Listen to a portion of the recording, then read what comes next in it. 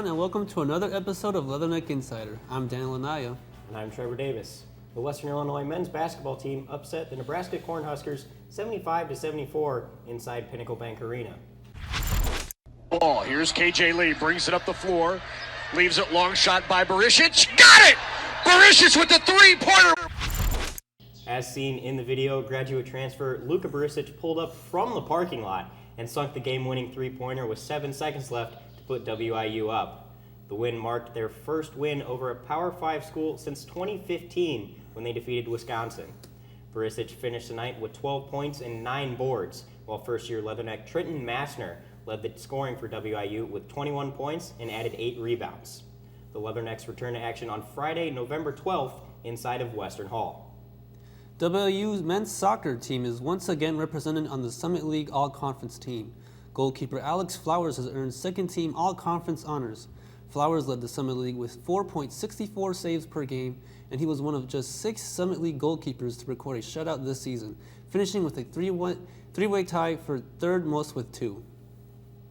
The Western Illinois will be searching for a new head football coach to lead them in 2022. Head coach Jared Elliott and Western Illinois have agreed to mutually part ways after the 2021 season. WIU Athletic Director Daniel Supernaut said this was a difficult decision and one that wasn't to be taken lightly. Elliott has been the head coach of Leathernecks since the 2018 season. Elliott currently holds a 9-30 record in 4 years as the man in charge. The Leathernecks' best season under Elliott came in year 1 when they went 5-6 overall. Unfortunately, Elliott never found that success afterwards. Speaking of football, WIU wrapped up their final home game over the weekend as they looked to come out with a win. Leatherneck Insider reporter Kylie Rogers has more on the outcome. Western Illinois football welcomed South Dakota over the weekend for Senior Day at Hansen Field. The game was back and forth in the first quarter, but the 21 points in the second for South Dakota put them up 14 going into halftime. Neither team would score in the third, but in the fourth, the Coyotes answered with 14 points to the Leathernecks 7. Western lost 42-21. In this game, senior wideout Dennis Houston added his name to the record books with 85 receptions through 10 games, this being the most catches within the number of contests in Western history. Another mention is the dynamic duo of Houston and other senior wideout Tony Tate. They are number 1 in the FCS for most combined receptions and 3rd for most combined receiving yards. Darius Joyner also leads the FCS in tackles per game. I wish the best of luck to all 23 seniors in their future endeavors. The Leatherneck football team will have a bye week and then head to Northern Iowa on November 20th to conclude their fall campaign. Reporting for Leatherneck Insider. Thanks, Kylie. Coming up on Leatherneck Insider, we discuss some new upgrades to Hansen Field. Stay tuned for more.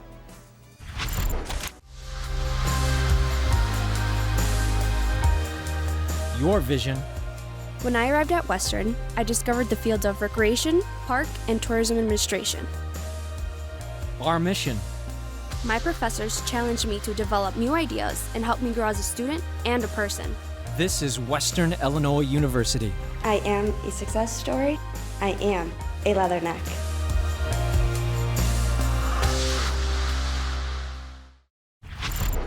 Welcome back to Leatherneck Insider. Hansen Field just got a brand new state-of-the-art scoreboard, which fans were able to witness its first debut at the WIU versus ISU football game.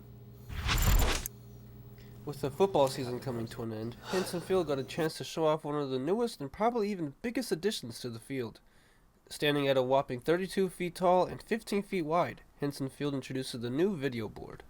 This whole new system was a new scoreboard, a new video board, and a new sound system. And so Nevco is actually the company that we went with to put all 3 in place, and it's just one unit out there. But we had a lot of help in funding the project, obviously through donations, Leatherneck Club supporters, donors directly who wanted to give to the project, and our foundation office here on campus helped us out a lot with it as well. I think one of the things when we start to look at ways to impact the game, ways to impact our student athlete population, ways to impact the fan experience, and even prospective student athletes, right? Prospective students that are coming on campus.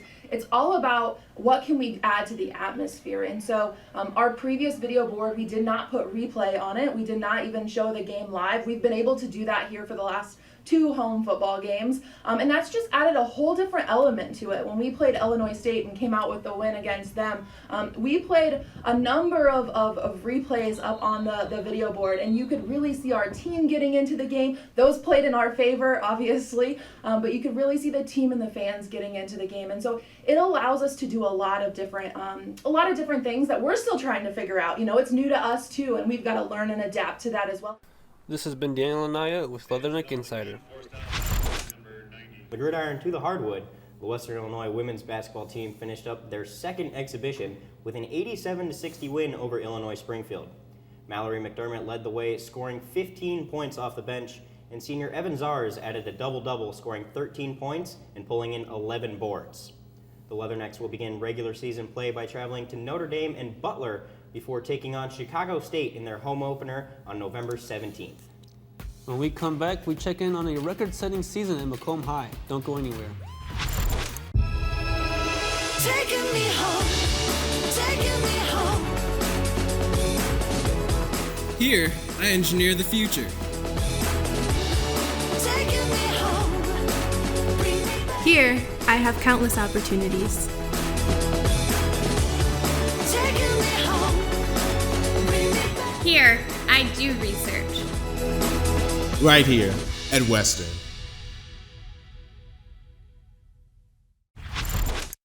We are back with more Leatherneck Insider. Macomb Volleyball's historic season came to an end last week after a loss to Quincy Notre Dame in the sectional finals. The Bombers set a few records, including the most wins in a regular season with 33. Junior Kennedy Adair set a new program record for the most kills in a single season, and senior Avery Rexroth set a record for the most sets in the season. Staying on the Bombers' court, the Macomb High girls basketball team has a new head coach. Jackson Kane will take charge for the Bombers as Zach Keene steps down as the head coach after coaching the Bombers since 2012. One of our biggest bugaboos right now is turning the ball over. I think we need to improve on that area. Just learning the schemes, the new schemes that I've come in here with, defensively, offensively. It's a lot, but you know, I'm a demanding coach, and I think we can do it, and there's no reason we can't do it. So I think just gelling with the new scheme and learning and growing and all that good stuff. Kane was previously the head coach of West Central girls basketball team, where he led them to a 7-3 record, as well as helping 4 players earn Lincoln Trail All-Conference accolades. The Bomber season kicks off next week as they begin a 5-game tournament starting next Monday against Havana. Taking a break from sports, we move on to gaming. The new WIU Digital Recreation Center is officially open since early October. After almost 2 years of reconstruction, it is located on the second floor of the former Chapman's bookstore on Adams Street, which is right across from Sherman Hall. Students of all skill levels are welcome to the WIU Gaming Arena.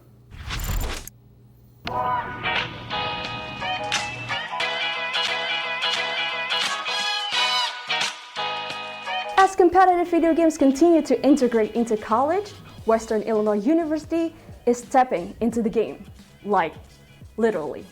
They built a dedicated facility for esports enthusiasts and future esports varsity teams. The Esports Arena offers 4 student lounges with gaming consoles ranging from Xbox, PlayStation, Nintendo Switch, and vintage Nintendo. There are also 20 state-of-the-art PCs and VR stations. Students have free access to the facility and even request any game they want to play. It is a mecca for WIU gamers. Whoa. Because the building on the outside doesn't really reflect how it is in here. It's like a giant brick building. Once you walk in, it's just like a whole different ball game. It just looks incredible in here.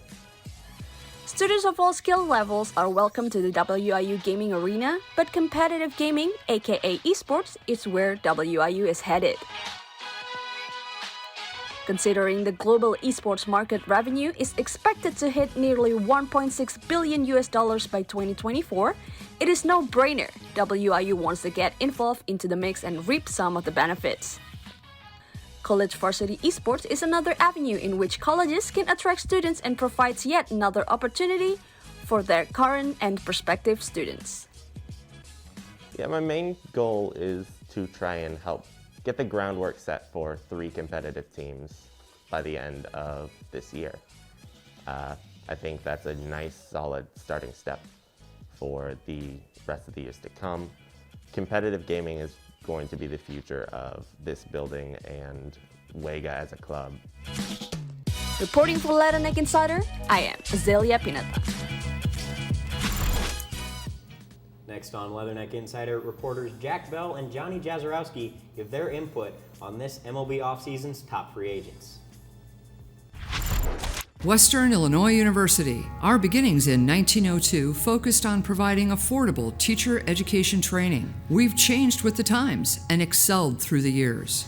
Today, Western is positioned for the next 100 years and beyond. Affordability of diverse academic programs, outstanding learning opportunities, and hands-on experiences provide excellent job placement for our graduates. This is Western, forever Western. Welcome back to the Leatherneck Insider. With the MLB postseason now over, Johnny and Jack sit down and talk about their predictions for the free agency in the offseason. Thanks, Trevor and Daniel. With the postseason now over, the offseason and free agency are in full swing with some big names on the market. Jack, what are some of your free agency predictions? Well, I want to start off with the World Series champion Atlanta Braves. We both a couple weeks ago picked them to win. I was in 5, you were in 7, and we were both wrong, but they still won it. They made some impactful moves at the trade deadline, getting guys like Jorge Soler, Eddie Rosario, and Adam Duvall has made his decision that he is going to test the free agency market in the offseason.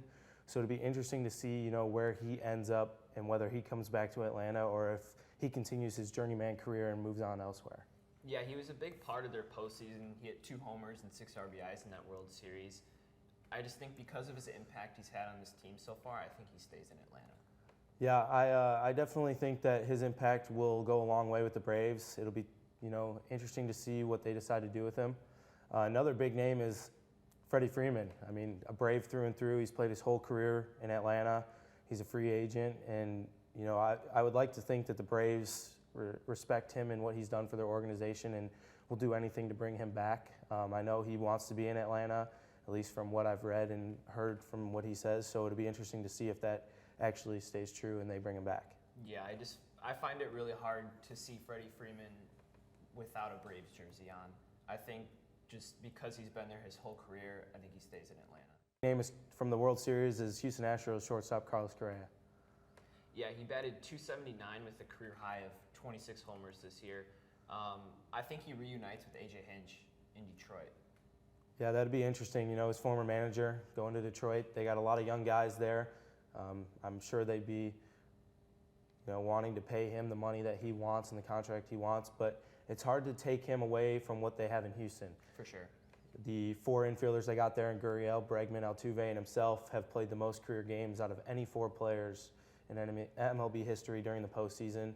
They seem to be in postseason contention and World Series contention every single year. That's a team that they want to keep together, a group of guys they want to keep together just because of their bonds. So it'll be interesting to see if he decides that he wants to stay in Houston or if he wants to go play for his former manager and his friend. Yeah, and one of the other big names is Corey Seager. Corey Seager, he's one of the best hitting shortstops besides Fernando Tatis Jr. He doesn't strike out a lot, he doesn't hit a lot of home runs, but he's good at putting the ball in play. And there's rumors that he could go to the Yankees, but the Yankees have Anthony Volpe, a good prospect who will be up there in 2 years. So I think there's a lot of places Corey Seager can go. I think he's going to go to the Rangers, though. The Rangers would be an interesting, pick up Seager. They have the salary cap to do that. They're a young team. They're starting to try to get on the other side of the rebuild and use the prospects that they have. And to bring someone in like Seager, who's been able to compete, with the Dodgers and has the postseason experience and what it's like to win, would be huge for them. You mentioned the Yankees. I think with their win now mentality, they're going to be in on the Corey Seager package, and they're going to, put their best foot forward and try and get him to be in pinstripes in the Bronx. Another one that I think that also is a possibility that could be a sleeper is the Seattle Mariners.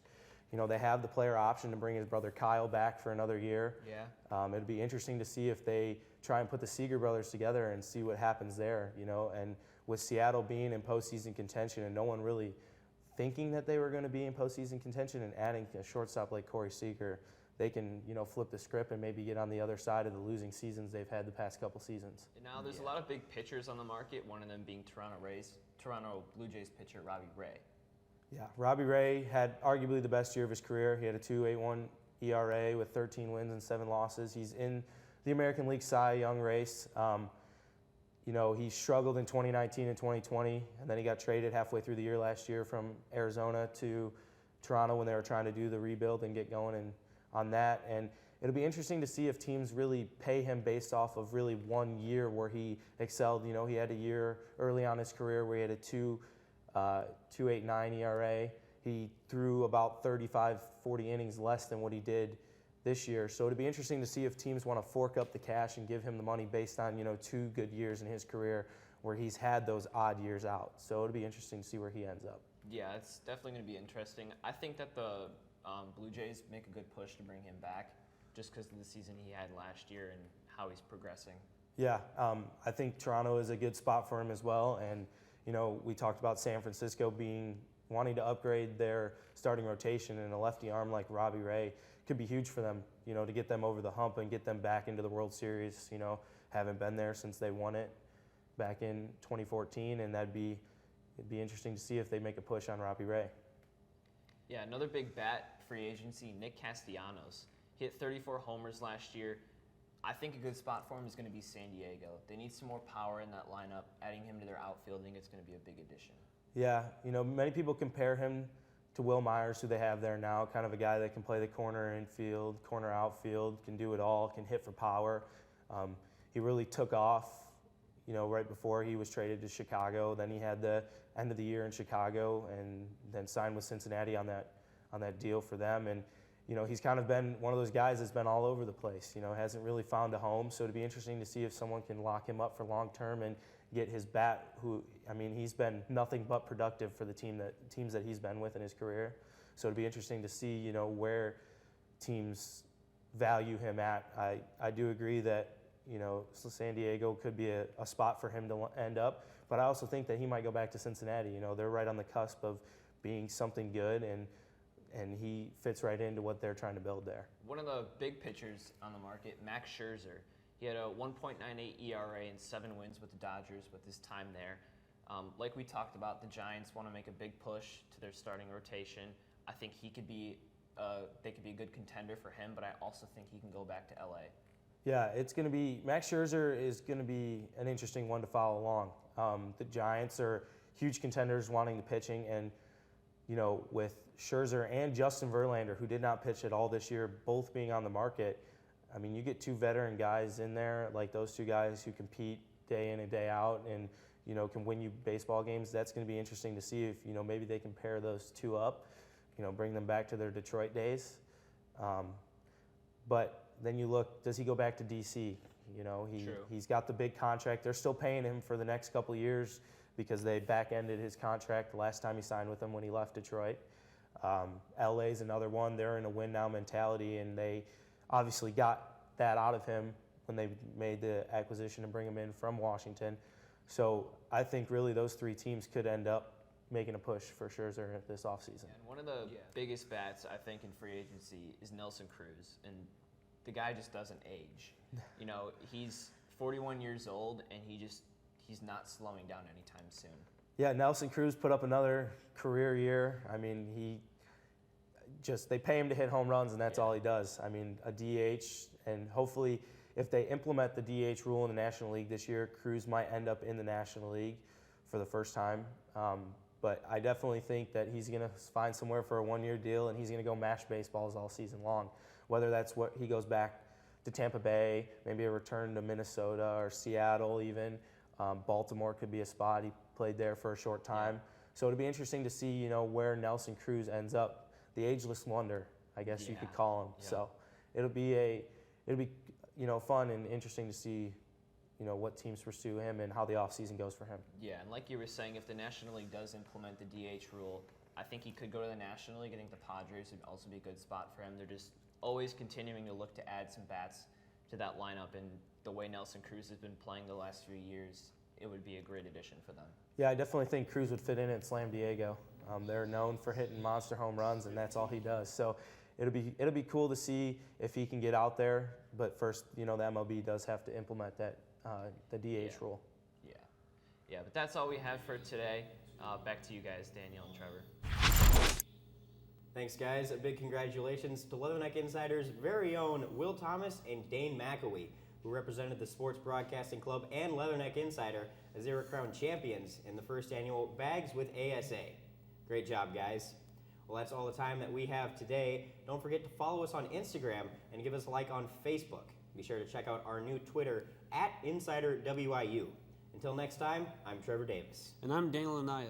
We'll be back in a couple weeks with another episode of Leatherneck Insider. Have a great rest of your week.